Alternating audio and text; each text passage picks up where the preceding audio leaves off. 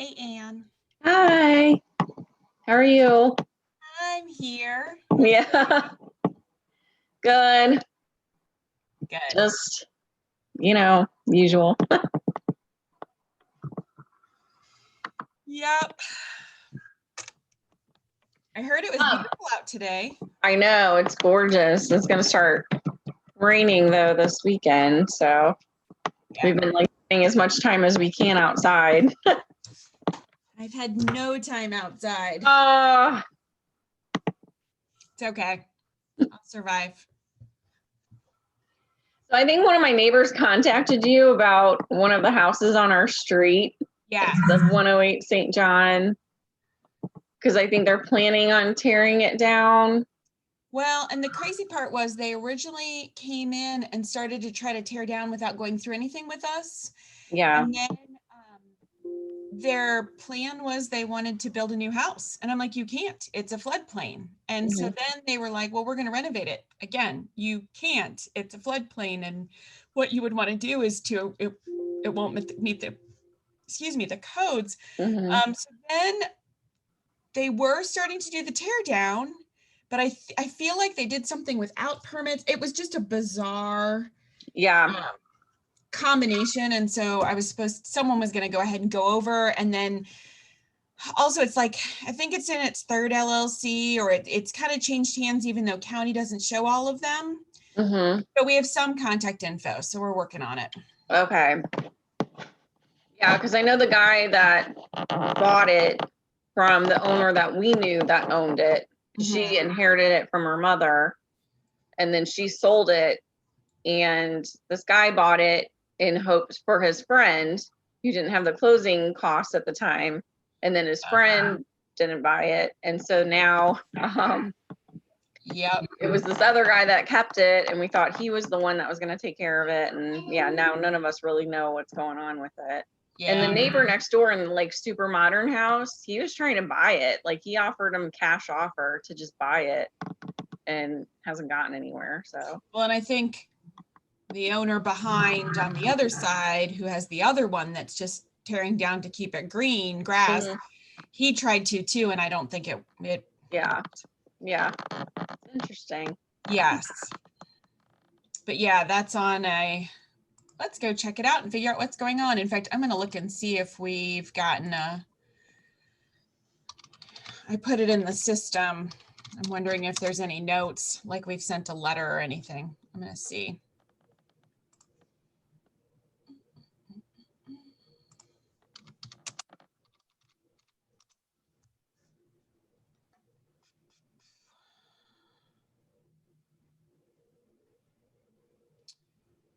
Under investigation. Yeah, no letter yet. Yeah. But it was on the 4th, so right before the weekend. Yeah. Yeah, I was just chatting with a couple of the neighbors, and I was like, oh, I'll see if there's anything going on with any it. new updates?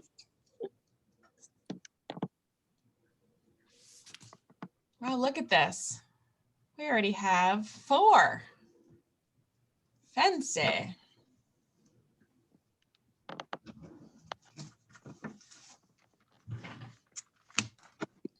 Oh, and I kind of need to figure out someone to take minutes, because at the last minute I was typing up some minutes before we put the agenda out.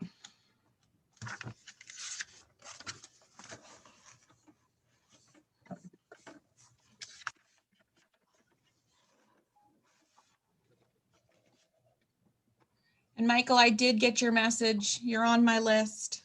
No worries. No worries. There's really no rush at all. I know that house is sore spot for all. That one's probably not as much of a sore spot as another 4 that I'm dealing with. We've got a little short list of all our problem ones, and I've got on there 1, 2, 3, 4, 5, 6, 7, 8, 9, 10, 11. I've got 11.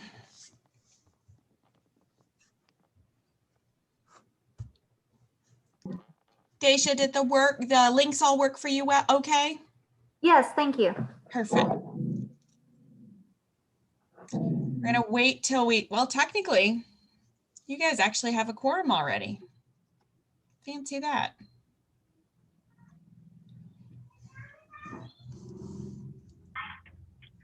All right, you want me to kick things off? Technically you can, you're at 6:30 and I didn't have anyone else say they weren't coming. Let me just see. So the only ones we're waiting on are Doug and Steven. Oh, wait a minute, let's see. Yeah, just Doug and Steven. So you have a quorum and you could get started if you want. Oh, there's Steven.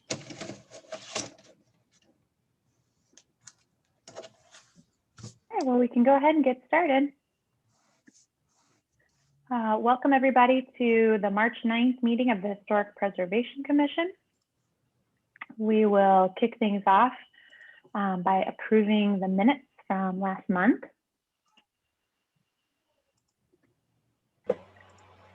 So if everybody, or Mara, do you want me to take roll first?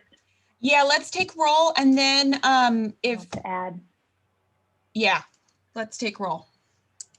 Okay. All right. Katie Ortworth, present. Anne? Present. Present. Doug?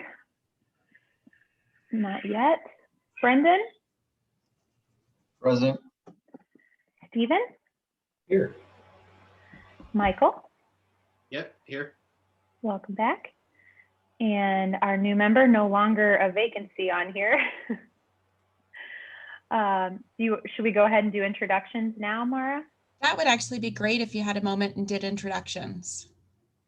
All right. Do you want us to kind of go around the horn first? And Yeah, well, first, Dasha, do you want to just say hello, give them a very brief who you are?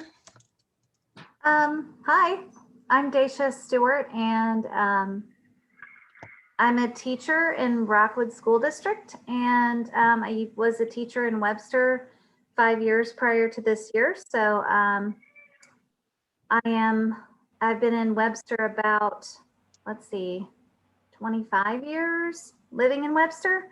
And I've lived in, let's see, 4 different houses now. So I've been all over the place. I don't know.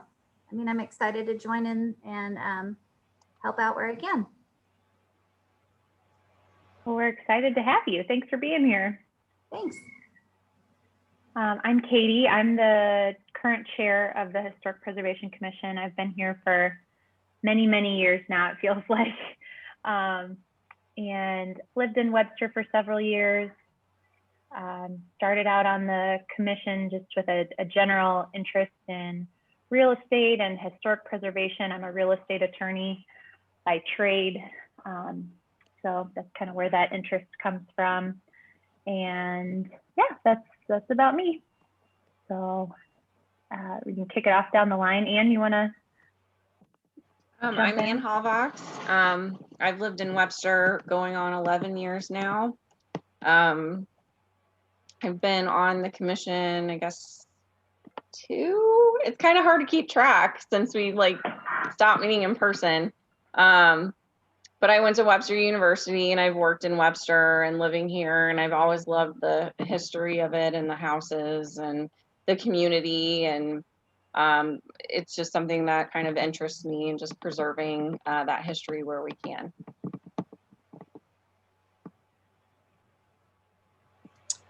Do you want to do Brendan next? Hey, this is Brendan. Sorry, we're in the middle of bath time for the kids, so I'm kind of You're fine. in and out. Actually, I joined thanks to Anne. So Anne and I live across the street from each other. So there was a vacancy, and Anne reached out to a few of us, and I was definitely interested. Lived in U City before I lived in Webster, so lived in a late 1800s house in U City, which was very cool. And so moving to Webster was a good next step. And although I don't live in a century home or anything like that, that's kind of next on our list for Webster. We're committed. So the group has been great. Welcome to the group. It's been a lot of fun, and being able to be a part of, you know, maintaining the history of Webster and really learning more about what is, you know, going on in Webster and what we really have a part of maintaining it has been really, really awesome. So I think I've been on for, this is my second term, but I think it's been, I don't know, I came in late, so not a full year, but I look forward to many more. So it's a good group. I'm just going to go down the line. Doug, I saw you came on. Doug, do you want to introduce yourself? Hi, yeah. It's so glad that you joined our group. I guess I'm one of the veterans now. I didn't think that a year ago, but we've had a lot of changes, and it looks like changes for the good. We're really happy you're here with us. I've been on for a few years, and I, like the others, have an interest in the historic homes and in the history behind them and the importance of them in the community. And so I'm gonna stay with it a while longer. And I appreciate your willingness to do it. The virtual meetings are kind of wearing on all of us. I'm sure Mara particularly, because she's on so many of them. I am at work, actually. It's just one after the other. So it'll be good to get us back to meeting live, and hopefully that will happen in sometime this year. Maybe that's a good goal. I don't know if that's a reasonable one or not, but welcome and thank you for your service. And I'm actually going to take myself off mute because I am eating dinner. I just got home, so. You're good. Okay, thank you. Stephen? Hi, I'm Steve Stovall. I'm an architect. I've been in Webster, I guess, 3 years, and I have no clue how long I've been on in this group. Time no longer has any relevance. Year and a half? Does that sound about right? July of 2019. Dave, you and I interviewed at the exact same time for the meeting. I remember that. I So should- whatever time, however long you've been on, I've been on the same time. whatever that length of time is at this point. I followed Brendan. And then last but not least, Michael, this is his second meeting. Yeah, it's my second meeting. I've been in the group for a month. So, you know, much like the others, my interest lies in preserving the historic value of Webster, and which is what so we've been in Webster for 4 years. We were in Shrewsbury before that, and then U City before that. So historic homes are not something we're averse to. We live in a 100-year-old house that we're currently trying to restore to the best of our abilities. So yeah, welcome. From the month that I've been on here, from the one meeting that I've had, everybody seems very nice and welcoming. I'm sure it would be more so in person, but you know, even on the laptop, everybody's been very nice and kind. So I think it'll be a good spot. So Dasha, you've met everybody. I'm Mara Perry. I'm the Director of Planning and Development for the city. And I also am a resident 12 years. So hopefully we can move through these items on the agenda and get everybody kind of up to speed on the old business, but I'll let Katie go ahead and move us through our new business. Okay. Do we need to go through the approval of the minutes? Yes. First? Okay. All right. So if everybody could open up the minutes from last month, that'd be great, and take a look through. Let us know if you see any errors or omissions. And after everybody gets a chance to take a look, I'll take a motion to either approve the minutes as they're written or with whatever adds we need to make.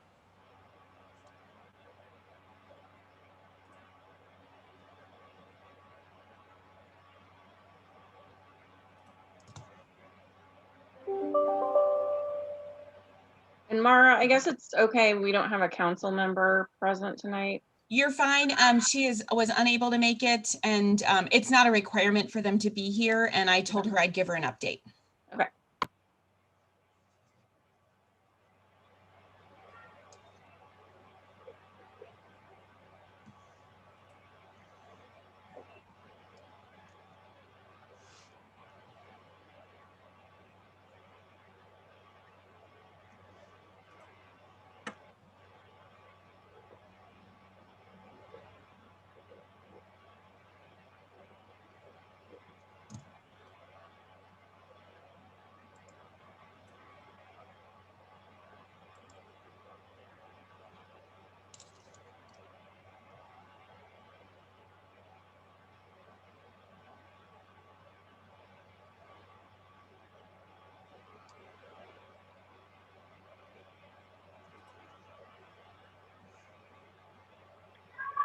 If nobody has any concerns with the minutes, I'll take a motion to approve.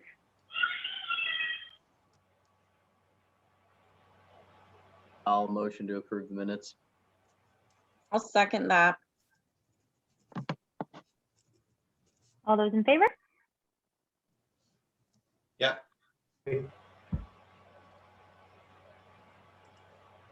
All right, we can move on. But I lost my agenda. I have it up on the screen. There we go. Okay. And do we have any public hearings?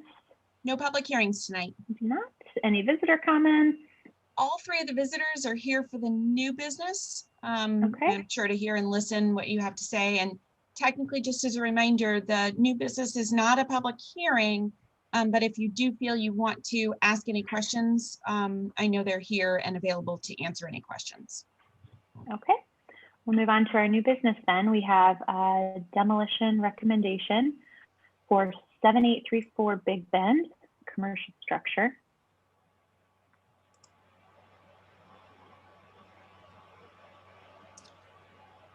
So Katie, And the report yeah. and packet would have been attached to the agenda. Usually you will see the first is always a memo from staff regarding some of the key factors that we're reviewing. And then we usually make a recommendation one way or the other. And so I put the key bullet items up on the screen that were from the staff memo. So if there's any additional questions, I can try to answer them. So staff recommends approval of this request to demolish the existing commercial structure at the subject property without holding the request for additional review. So in going through the information that Mara provided, did anybody have any concerns or any questions we want to ask? Anything that warrants more discussion?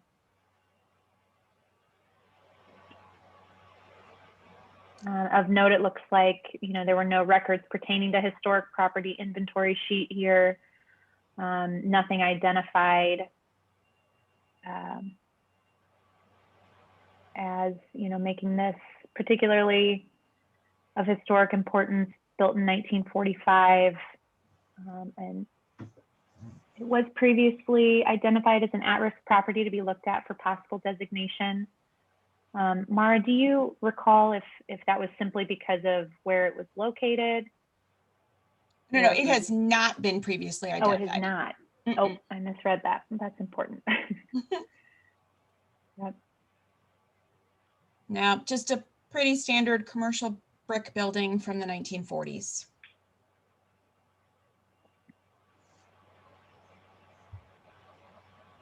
This is just a question I had, but I was kind of wondering why there wasn't any interior pictures of the building. Not that that would make any difference to the property, being notable or not itself, but usually I feel like we get interior and exterior pictures.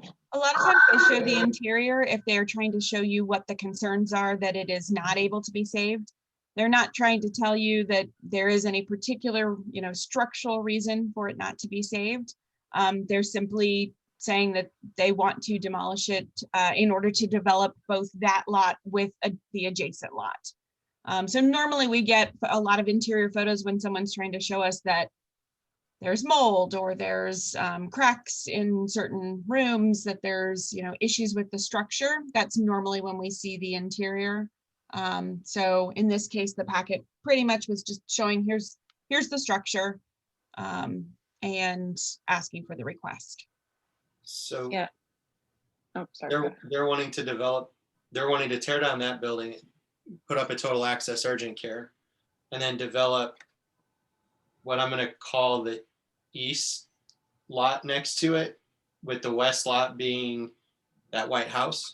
No, that's incorrect. So if you go from this property to the to the east, the triangle on the corner at Laclede Station and Big Bend was a used car lot. Yeah. The total access urgent care building is going on the corner of the used car lot. And then they are taking down both the small structure that was behind on the used car lot, as well as this one, to further develop for the stormwater, the parking area, and better access, so that the access points aren't all the way up in that very dangerous, crazy intersection. Yeah. They want to create it so it's accessible. Unlike, yeah, it's understandable. So, typically when we would look at a building like this, we would talk about, is there particular architectural significance that, dates to a certain period and is, really representative of that time period. To me, it looks like there's, various layers of brick from different time periods maybe on here that, it's not really notable to any. There's looks like additions of siding and, all sorts of different things. We don't know that anyone particularly famous or important constructed this building, lived in this building. As far as we know, there's no inventory sheet. So just, thinking through some of the factors we typically look at when we determine, just how much of a historical contribution this has to the area and the community, it seems like there's not a whole lot. Does anybody else have any other feelings otherwise? No, I agree with you, Katie. There doesn't seem to be any historical significance, and I think that the city's recommendation is the right one here.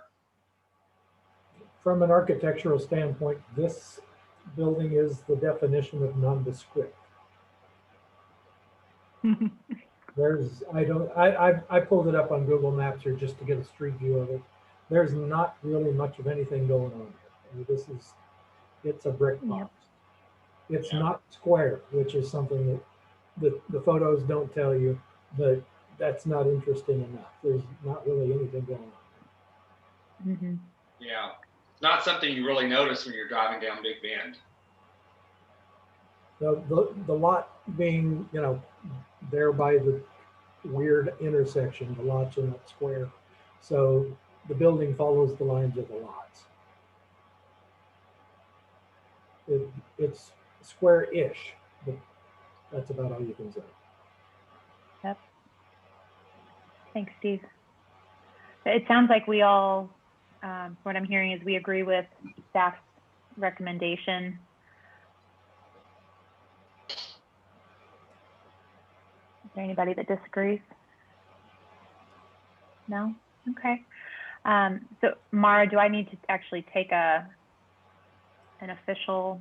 It would be good to have an official motion and a second. Okay. All right. Can I get a motion to approve staff's recommendation? I'll make the motion to approve. A second. Thank you, Michael. Thank you, Michael and Doug. Okay. We can move on then to the next matter of new business, which is the demolition recommendation for 726 Landscape. So Katie, before you go there, would you just take a voice vote and just say all those in favor? Certainly. Yes. Were all those in favor, say aye. Aye. Aye. Aye. And then ask her if there's any opposed. Any opposed? Okay, thank you. The ayes have it. Okay, now we can move on. Looking at 726 landscape. So for this one, staff recommends holding the request to demolish the existing residential structure at the subject property for additional review for possible reuse of the existing structure. So do note, staff was struggling with this one. You know, it's a difficult, I think you all have known, we've been getting more and more and more structures for single family homes in for demolition requests. A lot of them have been pretty straightforward when we have seen that the structure itself, it has not been maintained, that there have been issues. And in seeing that, you know, we don't have any other means to hold it. The harder part with this one that we were struggling with is that it is over, you know, it's 100 and what are we at, 13 years old. The structure, though, has many layers of other things that have gone on top of it over the years.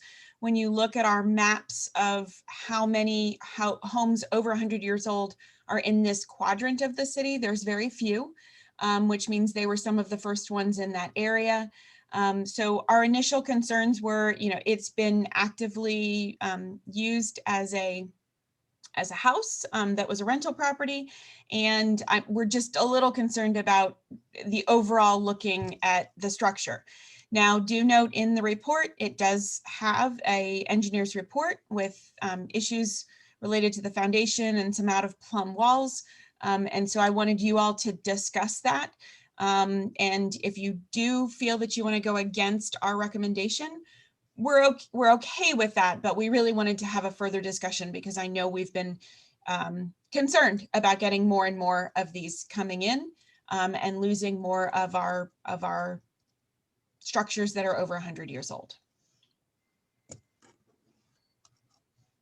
Thanks, Mara. So if everybody wants to take a minute to kind of read through the highlights that Mara has on the page. I know I've got my agenda link with the materials. And if anybody has any questions and concerns they want to bring up, please feel free.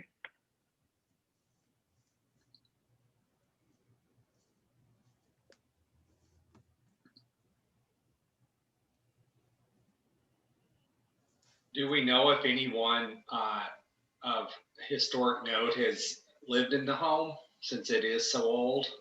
We couldn't find anything, but that was, you know, in our standard review, which we've talked about before, that one of the reasons why we bring this before that we change the code, especially for, you know, structures that were over 50 years old, was to be able to try to have some additional time to do additional research in case there is something of note. We did do the initial. We did not find an inventory sheet, but we didn't go any further in depth. We didn't really do what you typically would see done when someone would try to designate something as a century home. Yeah.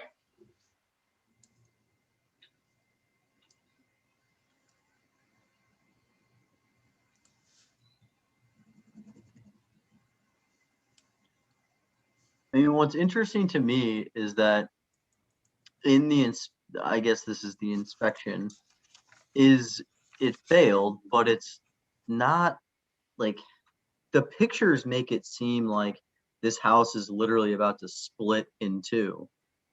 You know, the pictures where the foundation meets, I think it's on page 1, that large picture of the corner of the house looks like it's about to snap in half from the basement to the first floor. But then the inspection really just talks about repair all foundation water leaks. That's kind of all it says. I mean, maybe I'm missing something, but it doesn't really talk about like the fact that it looks like the structure is completely off plumb by 25 degrees, 45 degrees. I mean, that's massive. So I don't know, maybe I'm missing something, or the pictures are distorting it, but that's kind of my 2 cents, is like the pictures and the inspection to me don't really match. Maybe I'm missing something, but just thought I'd throw that out there. No, I concur. There wouldn't be notations in the inspection about fixing the tile sealant in the grout around the tub if they're worried about the foundation standing. Can I talk to you about a couple things? One, that inspection is an inspection done by my staff. It's only a 1-hour inspection for basic life safety. So it would not necessarily cover, this isn't a private inspection that's cross-checking, structure and other things like that. These are life safety items. Okay, that makes sense. So just separate those two from one another. And then the other thing, just FYI, and you guys can decide how you want to move forward with this. We do have 2 people here for this particular structure. This is not a public hearing. You have the ability to ask them additional questions. You're not required to, but you definitely can, and they have both raised their hands to be able to speak.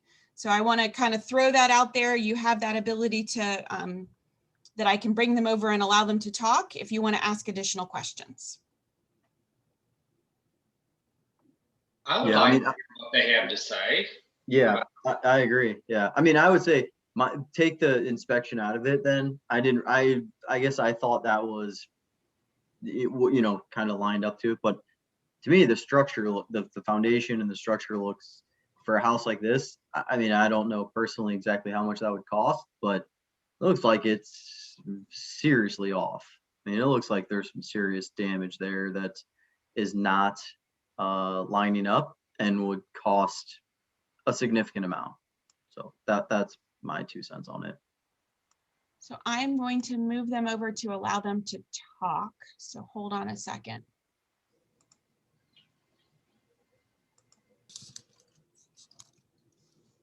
And then Katie, you can determine how, as the chairperson, how you want to allow them to speak again, since it's not a public hearing. Sure. For our visitor, well, I guess their names are on there, so I don't need to ask them to introduce themselves. Welcome to our meeting. Thanks for being here and contributing. To the HPC members, do you guys have any questions that you'd like to ask of our visitors while we're on this topic? Yeah, my initial question would be, we were kind of talking about the foundation. Have you had any quotes or, inspections done, and, what would that look like as a ballpark of relative to fixing that properly to code? What is that going to take to get it correct and safe? This is Leo Turek. May I answer on that? Please do. Yeah. Okay. Hello, everyone. I hope you can you hear me? Yep. Yes, we can. Okay, great. This is Leo Turek. I'm owner of Brucker Engineering Company. We're based out of Shrewsbury, and I've done a lot of work in the Webster Groves area over the years. And I'm a structural engineer, and I specialize also in foundations and soils. And what we have going on in this particular foundation is a situation where I believe that the house was not originally constructed with a basement. If you look at some of the pictures in my report, you will notice that there's a ledge or a step midway down where the walls come inward and then back down. And that is a situation where someone added a basement after the fact, and those are oftentimes problematic, as they are here, because the bottom portion of the wall is leaning inward and the upper portion of the wall is leaning outward. And the reason that's happening is because the walls do not line up vertically as they should. And when we've designed foundation or basement extensions, but it has to be treated very in a structurally sound manner. And the wall, not only is it leaning excessively to a degree where the structural support is at risk, the wall has settled vertically up to 4 inches from one end to the other. And what that has done is it's caused separations in the framing that has been allowing water to enter through the wood frame structure above. And I saw evidence of rot and deterioration and mold in that situation. So it's my considered opinion that the structure is beyond repair. This type of foundation, when it does fail, it is the only realistic thing that can be done is to completely replace the foundation or rebuild the foundation, where you would come in with like you jack the whole house up and you would have to construct a new foundation underneath the existing house. Now, the problem is, though, that is not going to address the structural damages of the wood frame above. And I just believe very strongly that the building, unfortunately, due to a lack of maintenance and poor design on the foundation, has deteriorated to a point where it is beyond repair.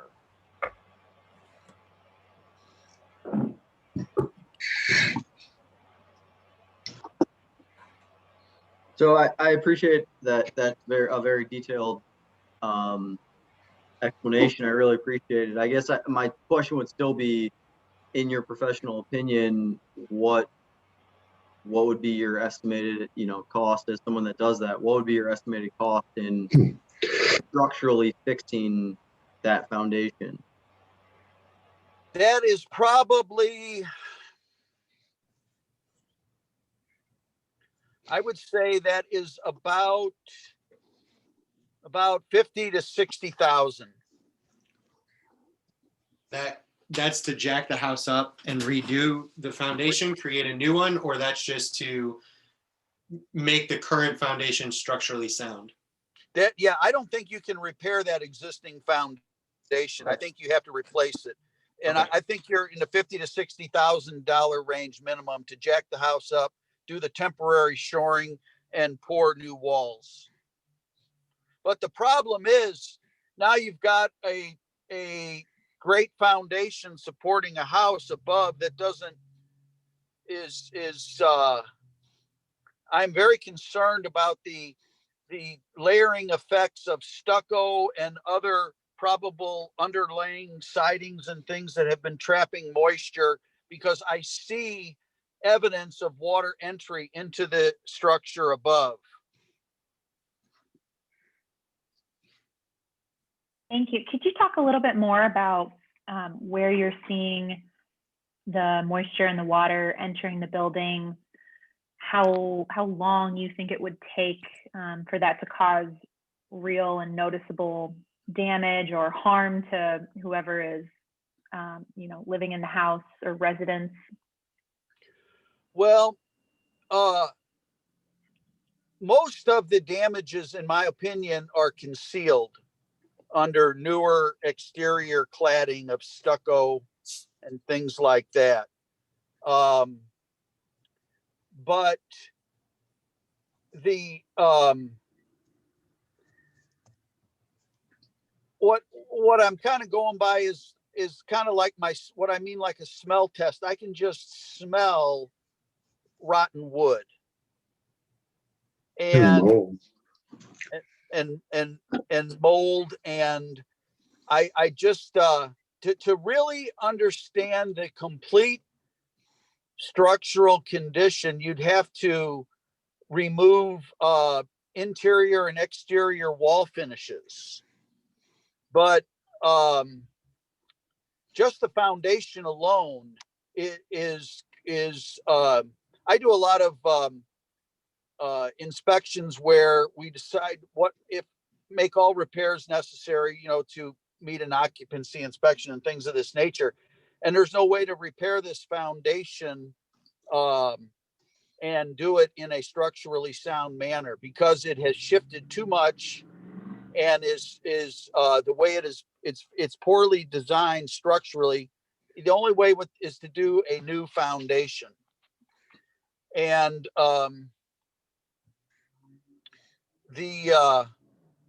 it's been my experience that, and I've worked on a lot of century-old homes throughout the region, and when a foundation has moved to this degree, it almost always comes along with it to have framing damage above, because those excessive foundation movements create gaps and joints and port and leakage issues. They maybe get patched, but they get concealed. And I would be stunned if a home of this age with evidence of recovering of the exterior, like with the stucco. I'm quite certain that the original construction was not stucco, and it would be highly unusual for the wood structure to not need major complete refurbishing. So, can I get on here? Can I say something? Hello? Certainly. Go right ahead. Am I there? Can you hear us? This is Bob. Hello? Can you hear me? We can hear you. Oh, I'm sorry. So I'm Bob Berkeley. I'm the owner builder. I've been a contractor for 30 years now. If you look at my pictures on page 1, they're in color. So like page 1, you're talking about water behind the stucco. You can kind of see, and this was done in the winter, but you can see where the water is running behind the stucco on the top right picture there. And like you said, that big picture there, the foundation's completely destroyed on the left side. And I want to just point out another on page 2, the bottom left picture. If you can see that string of lights coming down that wall, this is an addition that was put on this house. I don't know when and how it was put on, but it was put on a slab, and I don't believe there's a footing under it. That is a straight string down that wall, and you can see how much this house is leaning to the right.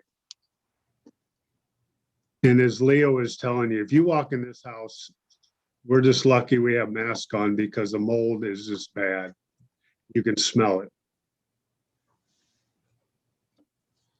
And you can't repair this house to even rent it. And that an inspection report that you guys have, I believe that was done like 2 years ago, Mara, or something. You said I could use it, or a year ago.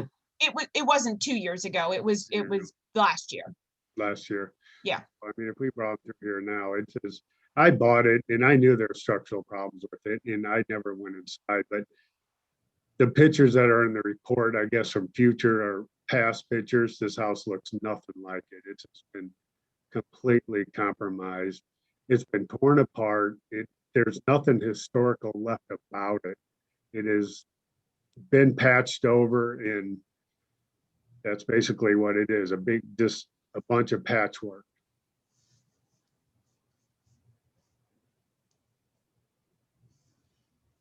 Thank you, Bob. We appreciate that. Does the commission have any other comments or questions that you'd like to ask of our visitors? I guess one question I have, and it's further on in the information that we received, it must have been from an original, like a property listing when it was for sale. And it does show a picture of the staircase, which there is, from what I can see from that picture, it's not great, but it looks kind of like an ornate banister and newel post. I don't know if that's still existing. But just if that is still there, if there's any way to consider possibly trying to salvage that, because that definitely looks like it's something that is original to the home. But again, I don't know if that's still there. Am I still alive or? Yeah, you still are. Okay. It's not there on page 2. You can see the staircase that was ripped out, and probably somebody took it because they probably did reuse it somewhere. On page 2, it's showing a crack in the staircase, but that is gone.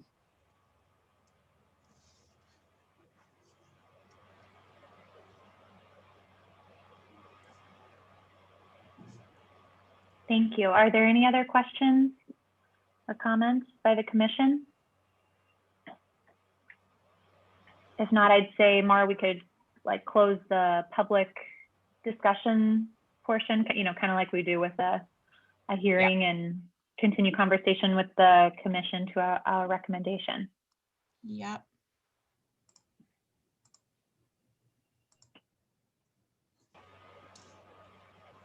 All right. So I definitely see what Mara was saying. This is a really difficult one.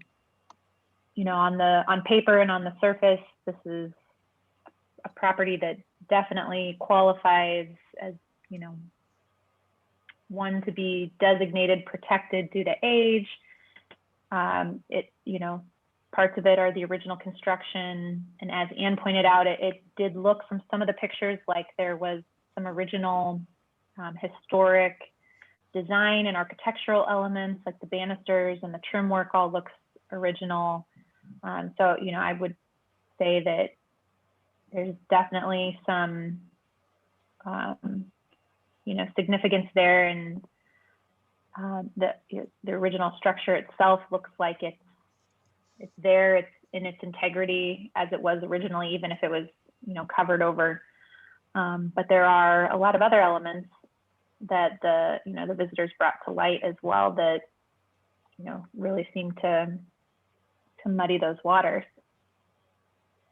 What's confusing to me is, I mean, two things. One, when I asked how much it would cost to fix the foundation, it was a 20-minute answer about nothing about what, you know, he didn't really answer my question until I reiterated it. But the other piece was, if you look at the pictures from 2017, like what Anne pointed out, like some of those realtor.com pictures, the house looks really nice on the inside. Like the house looks great on the inside. And then the pictures from, I guess, recently look like it's literally been abandoned for 20 years. So like, how does a house get from, I mean, I get it, a realtor and someone selling a house is going to make the house look really nice and you're going to stage it and clean it, but that is like night and day, those pictures differences. So to me, maybe this is maybe kind of a question for like Mara or somebody that's seen this a lot, is like, have you seen where somebody will literally buy a house knowing they want to tear it down and just let it get deteriorated for 3 years, and then they come to us, Yeah. Oh, look how terrible this house looks, I can't do anything with this. Yeah. I mean, to me, that's, you look at this, the pictures from 2017, I'm like, this house looks great. Obviously there's the structural issues with the foundation that you don't see in those pictures, but the house looks freaking awesome. So Stephen, you might be able to answer this question. I'm a mental health professional. I'm the farthest thing from an architect or engineer or anything. But again, I've lived in enough old houses and I like them enough. Vertical cracks generally mean settling, opposed to horizontal, which means soil is shifting and like shoving your house inward. Or is that too simplistic and I've completely... It really is. When structure starts moving, things go in every direction. Yeah. Now, if you're talking about a brick structure, that might be true. But Okay. stucco is a solid sheet of concrete. Yeah. cracks are gonna go wherever it's weakest. Well, Brendan, I think to your point, like had the same questions and concerns about the color pictures that we see, the images from those listings. It looks like this house, you know, with an owner that loved it, could have continued on for years and years and years to come with a little bit of maintenance. And that's kind of what I was trying to get at too, like what's the remaining useful life of a foundation like that? Like when is it actually gonna crumble? Because if it continued to be maintained well enough before it was purchased to be demolished, you know, maybe it would not have ended up where it is right now. Right. Well, and I agree. I mean, I don't know enough about foundation work or anything like that, but I kind of have a hard time believing that it is a lost cause. I mean, to me, I feel like there's a lot of, and maybe one of our, you know, more advanced engineers or architects in this group can provide some guidance, but I feel like there's a lot of advanced tools and tricks of the trade that can be used to give those foundations another 20, 30, 40, 50 years of life with beams and rods and jacking things up and filling gaps and all that type of stuff that you see with all these other old houses. So I don't know. I feel like the answer of like, nope, it's unfixable, nothing can be done is a little hard for me to swallow, but I could be totally wrong. That could be valid. I don't think you're totally wrong. Yeah, there's some tricks you can do to extend the life, but it's like trying to change your shoes without sitting down. This house is sitting on that foundation. Somebody's got to hold it up for 28 days while the concrete it's a lot of work and it's expensive. I was surprised with the number he quoted was so low. So is your opinion that it really, like, this foundation is toast? And most of the residential ramjack or whatever they are that will come out and fix your foundation, it's a Band-Aid. It's just going to hold until the roof moves a little bit again. Those are just stapling it back together. They're not fixing it. This would have to literally dig out under the house and put a new concrete. From the real estate information, it seems like before this developer bought it, it was a rental property. That's correct. So could that potentially be why it looked okay in 2017 and now it doesn't? I mean, could they have had a tenant that when they moved out, they took, you know, some of the interior charm that they could take with them? Or are we thinking that it was bought and then they took it out? Like, I'm just confused. Like, where did some of the stuff go? I think it became economically viable to tear it down and build a new house. So that was a better prospect than maintaining the rental. So two different things. One, our occupancy inspection is done when it's on the market for sale. Typically, we do ask for a new occupancy inspection when they are coming to get the demolition asked for, so that we can see truly what does the interior look like and see if those photos match up with what we saw. In this case, it hadn't been that long ago the inspection had been done, so we did not require a new one since no one else had been living in it since. Maybe we should have, but at this point, so I don't know. I don't know what to say in terms of that. Now, do you know the owner has raised his hand again to speak? You guys, again, this is not a public hearing, but you can decide if you want me to bring him back over to answer additional questions or if you feel like you've asked enough. I guess I have one other question, and I don't know if Steve, you might have some feedback on it. Obviously, looking at the front door and the windows and that little weird like sided area, it definitely looks like that was a porch. It was a porch. That was closed in. I know that they were talking about how this it could have been not been a stucco exterior all this time, and they kept saying it's a you know, a wooden frame or wood, I don't know, wood siding or whatnot. Is there any way that this could have been a brick exterior that was stuccoed over? It could have. You can stucco over brick. It's a weird installation, but it can be done. I mean, I just didn't know if it's a solid brick structure that was stuccoed over versus a wood frame house that was stuccoed over, if that would make a difference foundation wise as far as what they're talking about, how No. detrimental that is. Not really. I think if it was brick underneath, we would definitely see the brick pattern in the breaks of the stucco. It would have that diagonal jagged break. Okay. I have a question. Oh, go ahead, Doug. Oh, sorry, Katie. No, go ahead. Okay. If someone wanted to move into this house, I mean, as far as, you know, the gentleman mentioned that you could smell the mold and the wetness and the wood and the like, would that have to all be remediated for them to have an occupancy permit to have, to live in it? So my staff does not have a certification in mold. So if we do visibly see something that appears to maybe be mold, we will put on the occupancy that they need to get some other review of whether there is mold or isn't mold. At that time, you know, if we do smell it, now, of course, it's been pretty difficult, obviously, going and doing inspections with masks on and other things like that. Sometimes you smell way more and sometimes you don't smell as much when they go to do those. I'd have to go back and see, you know, again, it's not our particular item. We usually find that people find that more on their private inspections, unless it's super obvious. Yeah. It almost seems like it's super obvious in this case, from the looks of it. The house looks pretty bad.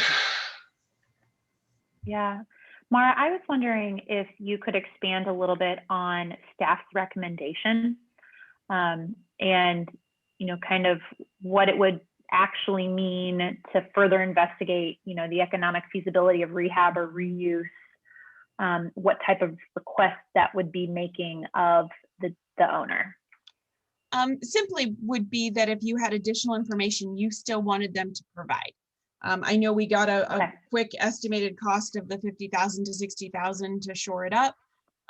It would give us the opportunity potentially to look and see if there's any additional history. I don't think we're going to be able to find anything else. But the way we wrote the code was to give that additional time to verify. It might mean that you could say that you wanted another inspection of the interior, but you know, we don't really have an expert to go and look at it. And maybe this isn't the one to fall on our sword for at this point, but we just did not feel comfortable just saying a very straightforward as staff, sure, tear down this 113-year-old house. So we don't know any of the original owner, builder. It would take a much more detailed review. Right. Yeah. So as we're talking, I'm on page 196 of the online access that we get through the library of building permits for 1908, but I'm scrolling quickly.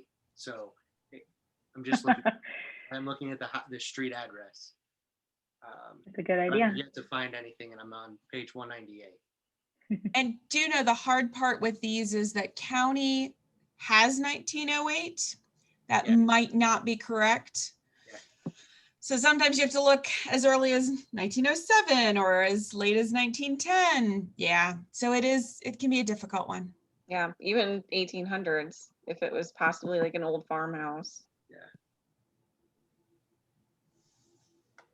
But it sounds to me like I think it was a very good idea to bring this in front of the commission instead of, you know, just approving it on staff's recommendation, because we did all kind of have different opinions, various questions, but because of that, it seems like we aren't all on exactly the same page with needing to hold it or needing to, just let it sail through. So do you think we should maybe take a vote, or is there anyone that strongly agrees that we should get some more information before we could make a recommendation? I'm just curious, is there any idea as to what they're gonna put on that lot? A new house. Yeah, so a new house that works to fit within We don't get, neighborhood? we That- don't vote That's on, not part of the conversation. Yeah. The house would go before the architecture review board. that kills me. We never get to vote on the new stuff. I'm on the No wrong. fun.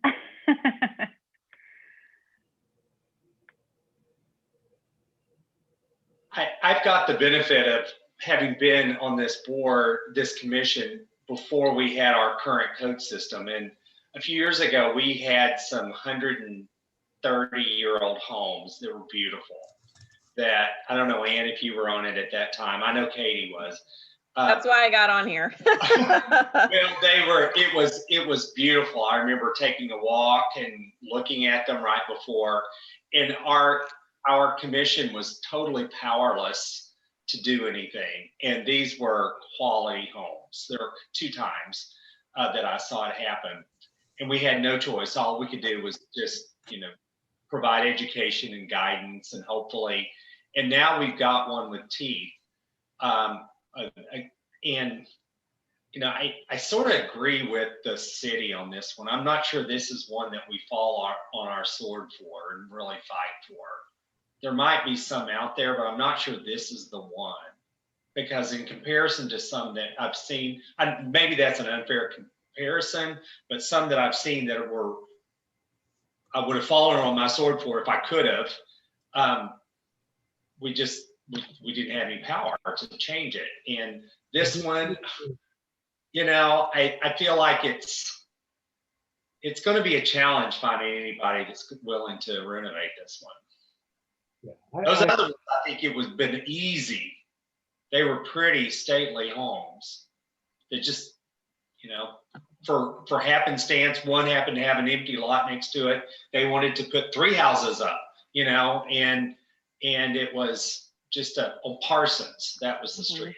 Yes. That was the one that was That still makes me sad. It was so pretty. I can't even drive down it because I don't want to see what's there. Well, now. and it's in the history books. I mean, the Webster Groves historical books that are out there, those are structures that were written about that had documented history. It's really difficult with this one. And again, it is the structure a century property? Yes. Sadly, according to the new owner, it sounds like a lot of, if there was anything that had value from a historical aspect, has probably been stripped of the home. So yeah, I kind of feel the same way as you do, Doug. It's like, I wish we could have had this with some of the other ones. I don't know if the effort put towards this one is really going to do much. Yeah, I agree. If this thing looked even remotely like it did in those pictures, my from the 2017 pictures, my opinion would be very different. But it clearly, I mean, I don't know what the truth is, but it clearly has just been left to rot, maybe for hopes that it'll be easier to tear down.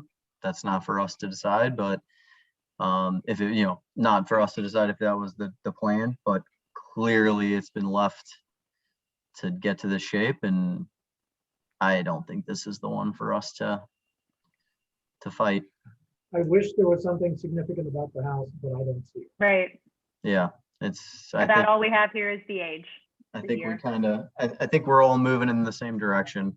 Now, Mara, I know you said that you guys usually do the occupancy inspections, but with this one being sold within a short period of time, you guys didn't go in and see is there Is there anything we can do as a commission to help change that, like on these historic properties, This or? was a one-time thing. This was a one-time, like, it just so happened that it had one.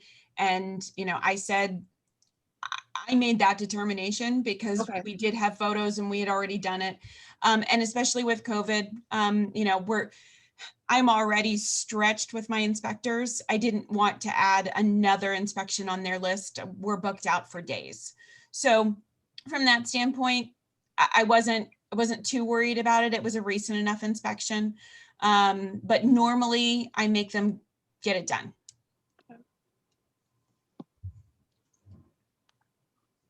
Like Brendan said, it sounds like we're all moving in the same direction here. So does somebody want to make a motion to go ahead and approve a demolition recommendation? Ask one more quick question. Of course. Is there any way, like looking at the pictures, is there any way to get it to where if we go forward, we say, sure, demolish it, but before you demolish it, take the 113-year-old hardwood floors that are in it, take those out, donate them somewhere that can be reused by somebody else who wants to use those floors, or the framing of the openings, different things. I know last month somebody brought up refab. Yeah, that's me. I try to salvage windows and stuff like that. I think from what Mara said, all we can do is kind of recommend that. Okay. I think whoever sold it already took out all the woodwork. They already stripped everything of any value before they sold it. That's what it looks like. You look at the bathroom, the Yeah. before and after that bathroom, anything worth anything is gone.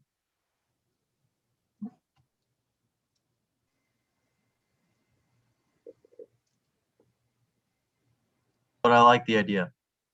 That's the right idea.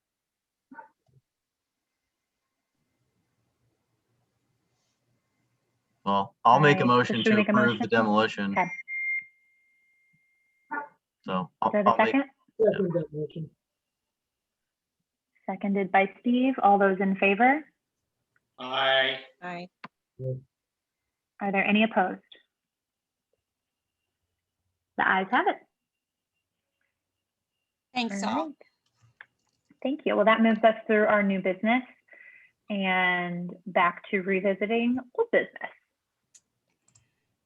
So really quick, I'm going to put us back over to the PowerPoint.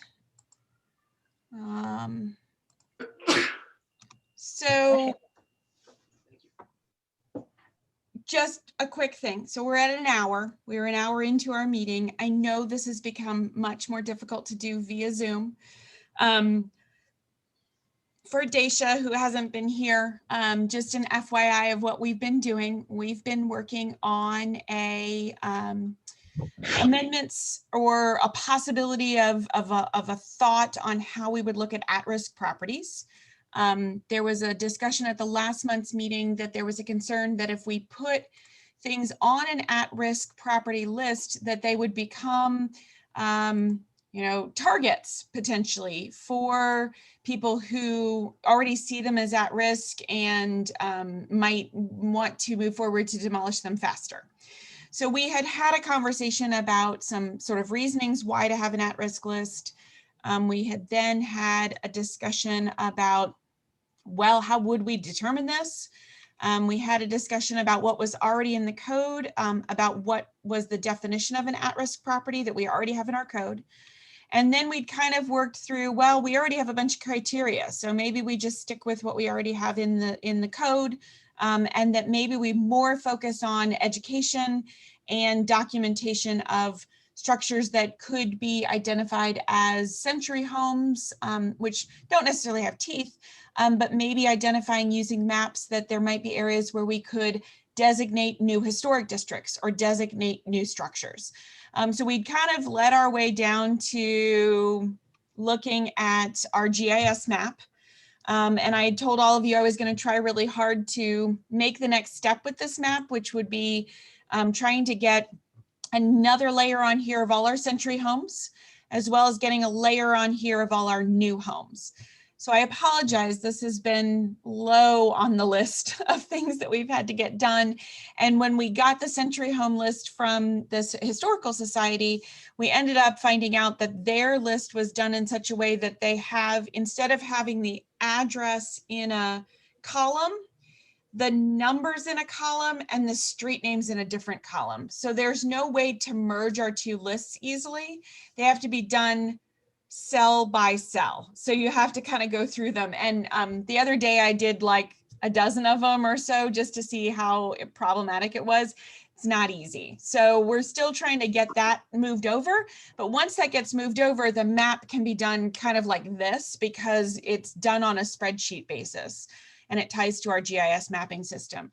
So I know I'd sent all of you the map, which we can actually click on that link. I think I have to actually share this differently. I'm going to stop that share and share the map. So just as a reminder, the way the map was working, you can zoom in on different areas of the map. You can do it on your phone. And so, for example, I'm going to take you down to the area that I was a little concerned about. So here's that area where there's not very many of older historic sites, but if you click on, or older historic homes, if you click on a particular property, you can see the basic information, the year that it was built according to county, how much square footage it has, and the basic information. So what we were wanting to do is have in a different color, a layer of all the century homes, and then also in yet another color where all of the new construction homes are. So that's just a brief, this is where we are. And you guys can decide, you know, do you want to keep working on it tonight?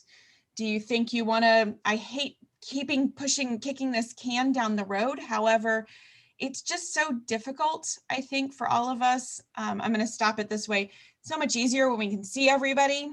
And it's really hard to have both the screen up as a share and be able to talk. So you guys can tell me how you want to proceed, what you want to work on, whether you want to push it another month. I have a feeling, I'm just telling you, I have a feeling we're going to stay virtual meetings likely through the spring and into the summer. I really don't see us meeting back in person again till potentially the fall. So I actually have a couple questions because I went back and I believe it was our September meeting. You had sent us the spreadsheets that were done by Mike and his list of what he thought were at-risk properties. I felt like there were a lot of them. And this is, unfortunately, this is the first time that I was able to actually kind of pull them up and look through them. And I know now that the weather's getting better, you know, my family were out taking walks and I'm kind of paying more attention about this and making notes on properties that I kind of feel in, you know, my general area that are at risk. But I also want to kind of go through some of those old spreadsheets to see like what's still there.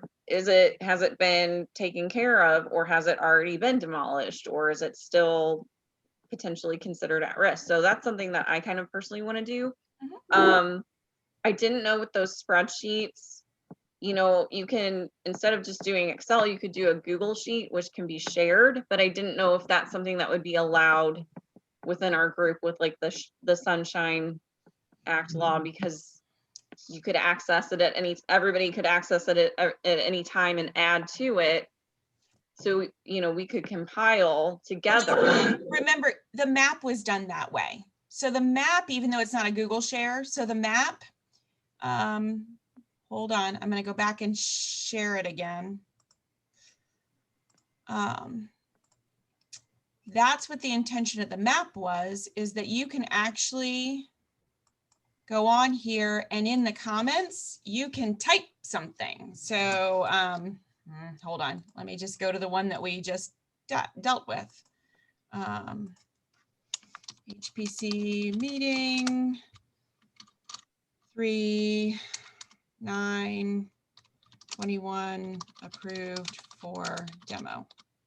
So you can actually do things like that and it's supposed to save it. So there is a possibility to use this, and other multiple people can go in and put notes in. So that's why we did this in this GIS map. We were going to do it as a test run to make sure it actually saved the information that it saved, which is a little different than a Google Doc that you're sharing.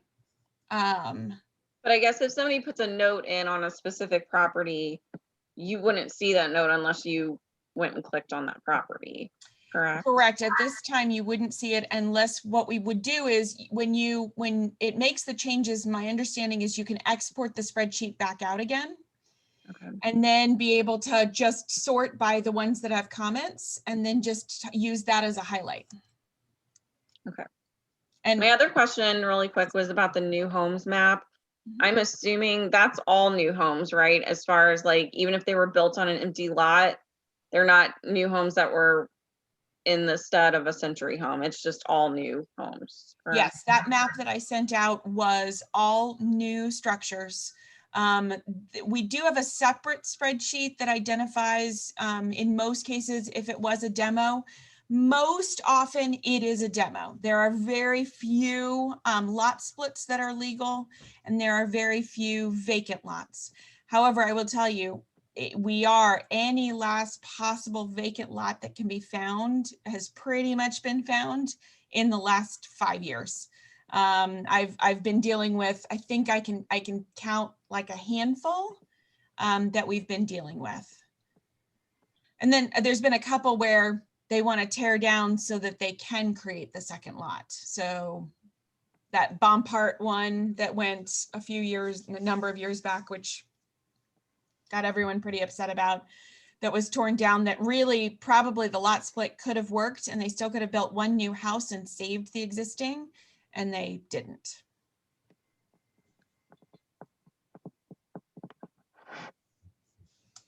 So I could resend out the spreadsheets from last September. I can go back through my emails and re-forward it and include the new members. We can do a quick test run with the map as it is, because it's still a test map. Well, I continue to try to get the century home data in and the new home data in. If that's where you guys kind of want to go next. I wonder, since we have a fair number of new people, maybe we do recirculate, where we were. Yeah, I agree. Because I mean, I feel like I even had to go back and dig for that.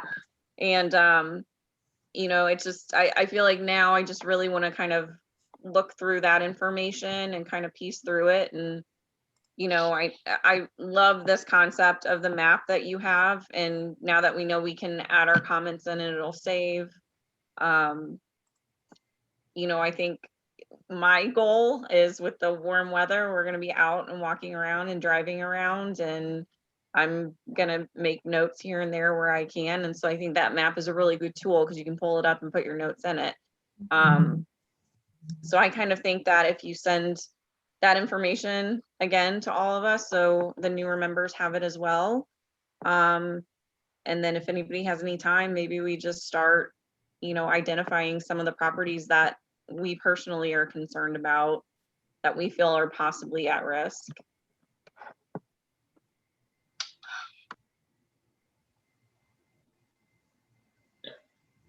Anyone else?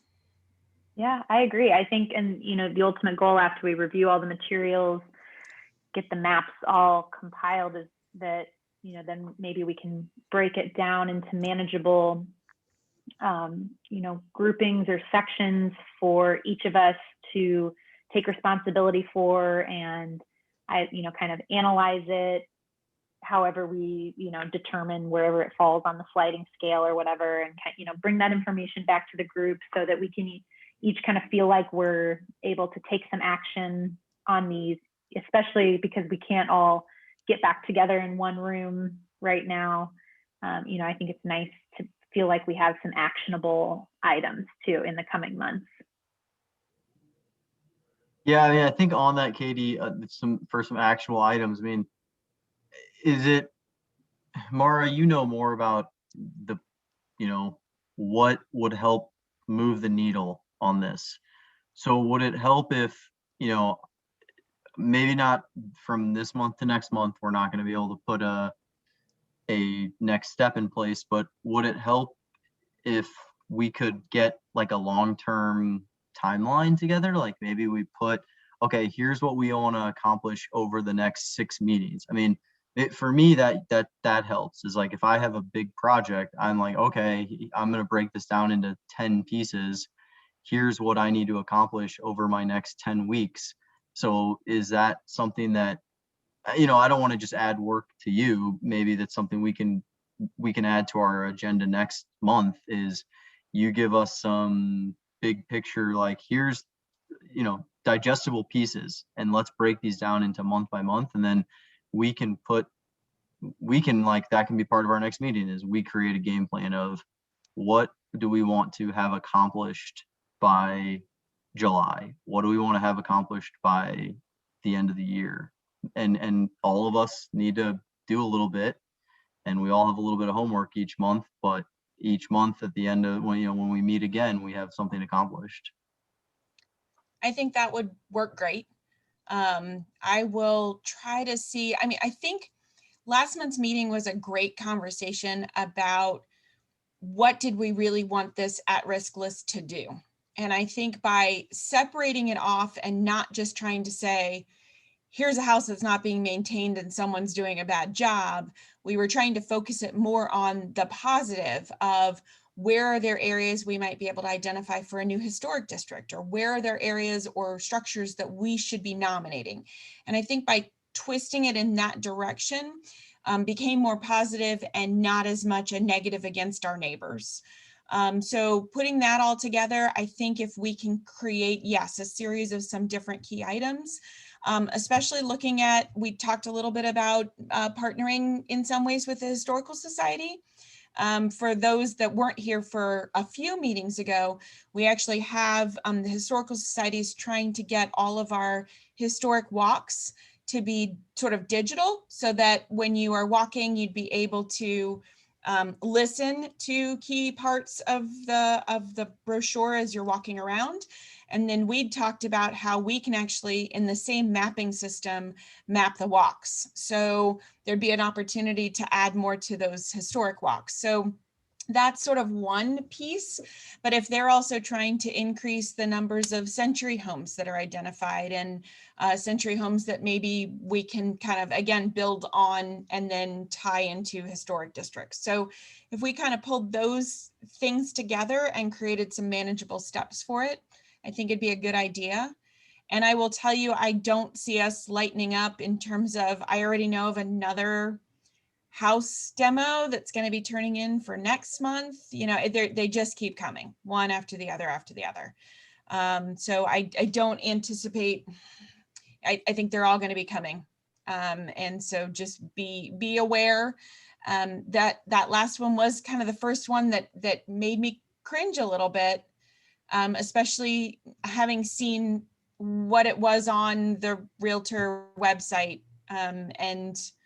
and concerns about, people taking it, and then are they already cutting off water and sewer? Well, of course it's going to during the winter when it was that cold with the water lines cut off. You're going to have issues.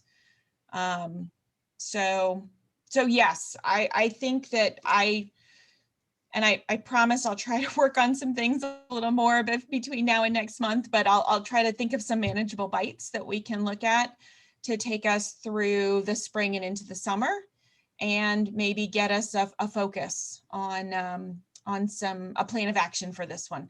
Because I think that really has become our focus, is that trying to look at risk and over 100-year-old, because the numbers are increasing exponentially. You know, it used to be, oh, wow, the 100-year-old were in the 1800s. Well, 100-year-olds are in the 1920s now. And that's big. So I'm new, obviously, but you mentioned that you normally have like an inspection at a certain point, like with this one. And is there any way that we can put something in place that says that there are pictures documenting when the new owners are taking taking ownership. Like let's say that this person, like I have no idea because I don't know them, bought the house. It was in the condition we saw in the real estate ad or whatever, and then we see it in this state now. And so if we see that when they took ownership of the property, it still looked like it looks, in the ad, versus maybe it was a renter that didn't do so well, or things like that. Is there a way that we can put a step like that in place with these either century, maybe designated at a century point or something, homes, that we can perhaps put in another step of insurance, that people aren't just buying it and letting it deteriorate crazy amounts so that they can demolish it? So we have no ability to do that because, and this is where the problem leads, we don't know when a house sells. The only way that we possibly know is if a new owner takes over the electric bill. So what happens for us is there's no documentation, and even county, even when it sells, sometimes takes 3 to 6 months before they update county's website. So the only thing we have is we receive every month a list from Ameren that just tells us any new service hookup. So let's say someone buys it and they turn the electric off. I have absolutely no way of knowing that it's changed hands. So it's a very difficult. So the way when we did put it in place, so the only reason why we now even have an inspection requirement is because this group changed the codes to require the inspection. We didn't used to even require an inspection when they came in for demolition. At least with the inspection, I get one of my staff in there to really see, is it actually what you're seeing? And this one didn't seem like it was going to be that big of an issue. It was one of those ones, I'm actually going into it right now to see. It was one of those ones where it hadn't been that long ago. So there shouldn't have been a particular issue. It shouldn't have been stripped of everything, but I do believe they had already turned off or cut off, because they don't have to go to us to do this. I think the electric and the gas had already been requested to be cut off, and we had not given permission for that. So the occupancy inspection was just in February of 2020. We're at less than a year ago. And they didn't call for a reinspection. The tenant moved out and it was put up for sale in November of 2020. So that is not that long ago. That should not have been, if the tenant only moved out in November of 2020, this shouldn't look the way that it looks. Yeah, but the guy that owned it at that time knew that he could get an enormous amount of money selling it for them. So he could do that and get whatever he could get for reselling the trim. So he stripped the house and let it sit over the winter. Well, and we don't know who stripped the house. Yeah. We don't know if. This is all me just guessing. Yeah. Somebody took, there's. Somebody stripped the house. Yeah, like I said, you look at like the kitchen and the bathroom, all the appliances are gone, anything worth $1 is gone out of that house. It's a pretty sexy bathtub, and it's still there. If I could carry it, I would have offered to buy it. There was a lot taken out of that house. Yeah. Unfortunately. And if I own a house, I have every legal right to tear everything out of it. Now, the buyer. Right, you own everything in it, so do what you want with it. The buyer can't come in and destroy it and then say, I'm going to tear it. But if I'm going to sell it to him, knowing he's going to tear it down, I can do whatever I want. And that, I think, I would imagine that's what happened. This guy knew he was selling it to demolish, so he got everything out of it. Yeah, he said, hey, I'll get an extra 10 grand hawking all this stuff to different people. So, and then.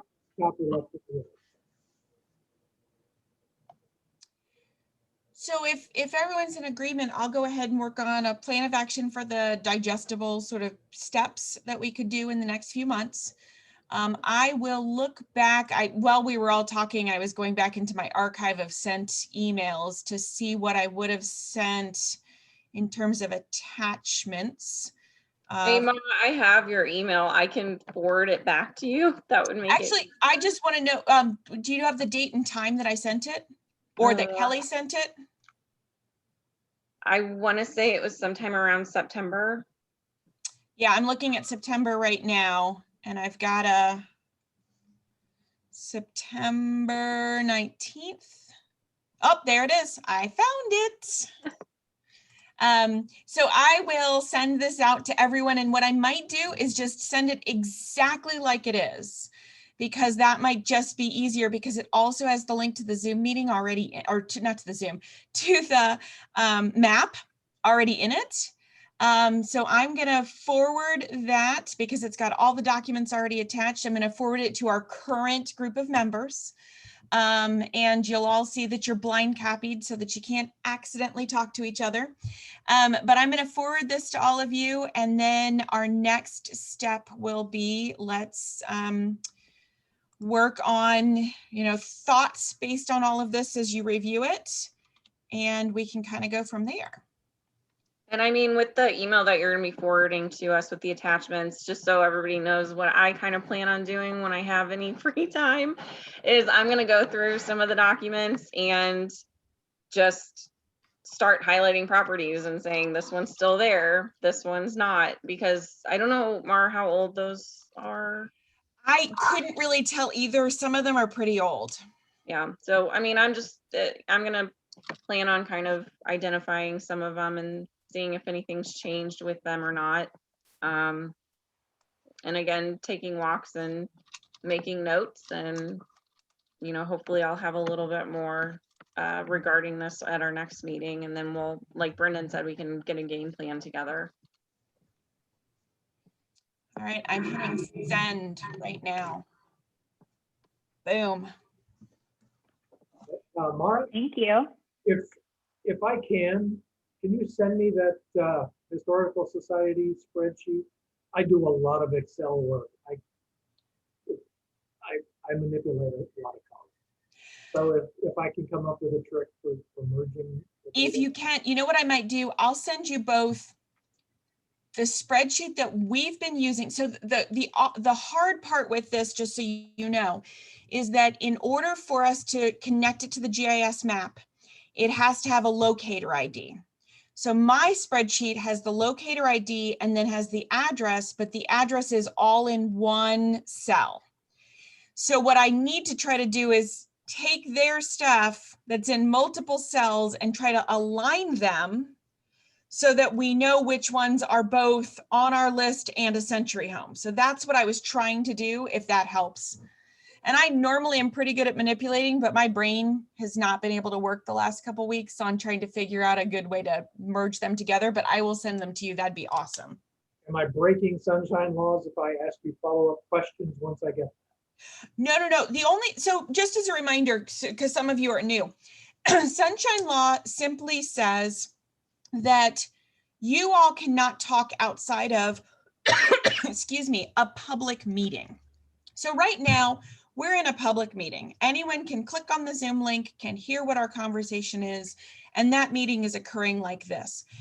If you like daisy chain a conversation and make decisions by emailing all the rest of the members, you are doing things outside of the public realm where someone could request this information.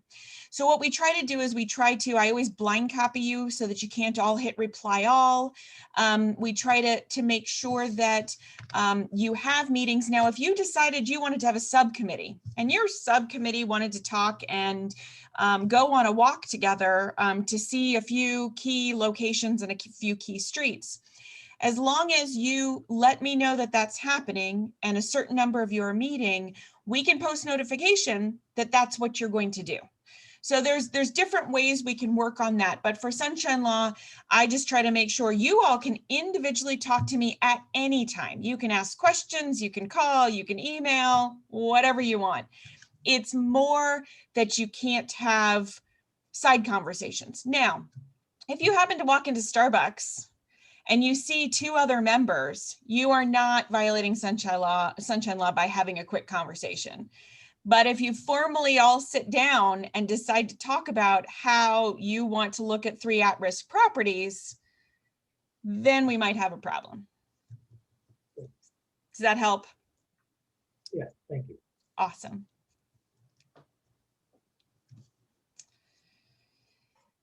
Anyone have anything else?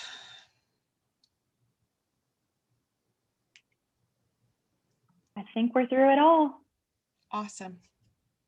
Thanks All right. again, everyone, for another, I think, really good discussion. I think last month, this month, actually the last few months. I mean, I know we have good discussions when we're in person. I feel like they're even better in person, but these have still been very productive.